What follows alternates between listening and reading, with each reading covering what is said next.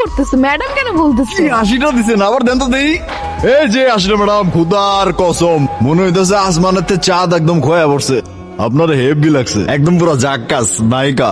রেহান, তুমি কিন্তু অনেক ইন্টারেস্টিং। আমি কিন্তু আগে বুঝি নাই তুমি এতটা ইন্টারেস্টিং। হ্যাঁ বলো, কি মাইশা আসছে?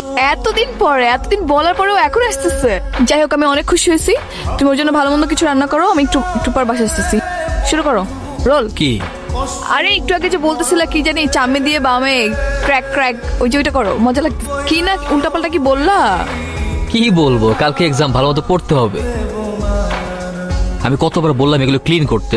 রেহান ভাই, আপনি কোনো কথা বললেন না, আপনি চুপ থাকেন, চুপ চুপ। কে তুই? আমি রেহান। আমি তোরে জিজ্ঞেস করি না, তোর ভিতরের একটা কালো ছায়া, আমি তারে জিজ্ঞেস করি। রেহান ভাই, আমি রেহান না, আমি কবির কবির কবির। তোর মতো হুজুর আমার একটা পশমও ছিঁড়তে পারবি না। রেহানের ভেতর থেকে যা। রেহানের ভিতরে আমি মুড়ি খাই।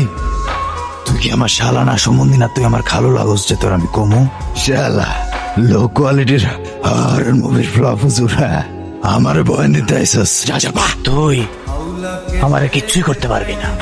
আমি মাওলানা বায়েজিদ আল কাশেম। ফোন ধরিস না, ফোন ধরলে কিন্তু ঝামেলা হইব। আরেকজনের বাঁচানোর আগে আগে নিজের এগিয়ে বাঁচা।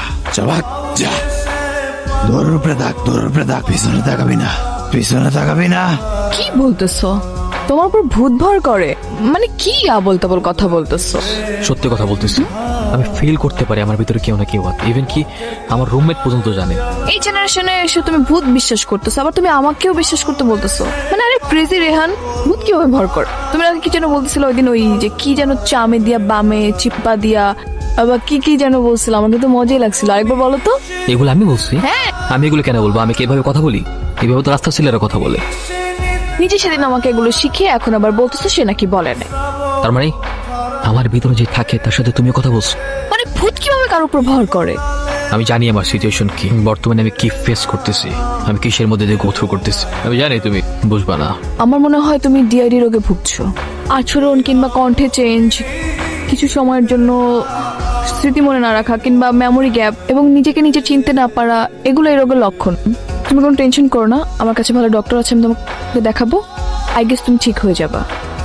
বিকেলে এসছে আমাকে একটা ছেলের সাথে ঘুরতে দেখি, বিষয়টা আমার একদমই পছন্দ হয়। এটার একটা ব্যবস্থা করো, আগের মতো ভুল বলো না। এবার কোনো ভুল হবে না স্যার।